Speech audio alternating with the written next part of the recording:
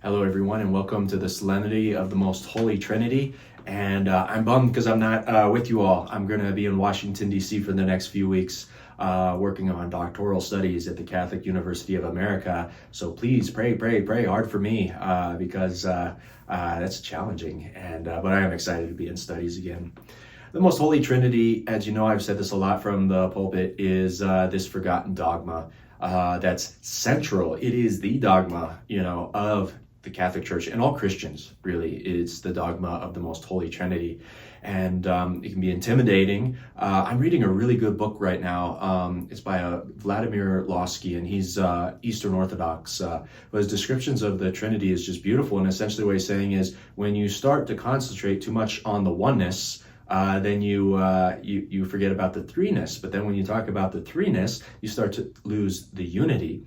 So don't worry about it if you can't image the Holy Trinity, because none of us can, okay? It's just so beyond, so beautiful, so wonderful, and yet so intimately close to us, especially because of the incarnation. That is Jesus becoming man. My favorite story is one of the best works on the Trinity is by St. Augustine it's called De Trinitas, on the Trinity. And he's having problems writing this work. And so he takes a walk on the beach and he's trying to figure things out. And then he notices there's a boy there. And the boy has dug a little hole in the sand and he's trying to put water into the hole. And Augustine goes over and asks him what he's doing. And the boy says, I'm going to put the entire ocean into this tiny hole. And Augustine's like, well, that doesn't make sense. You're not going to be able to do it. That's impossible. And then the boy looks up at him and says, so is you're trying to comprehend the Most Holy Trinity. And then the boy, Augustine looks up, he's like, that's profound. And he looked back down, the boy was gone. So I think that was God's little affirmation to him, just do your best.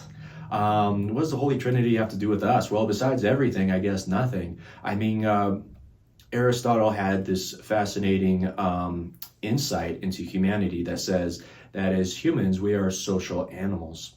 In other words, we're made for each other. We don't do good in isolation. Even introverts like myself, sooner or later, we're made to be in relationship with other people. And Aristotle's writing before, obviously, Christ has come.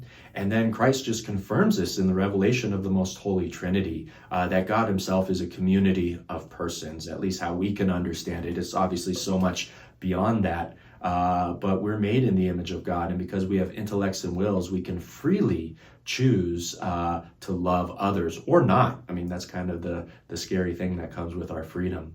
So as we approach the table of the Lord today and we receive Jesus, let us ask Jesus, enlighten us with the Holy Trinity, who you are, but not just up here, but in our hearts to realize how we're made for others.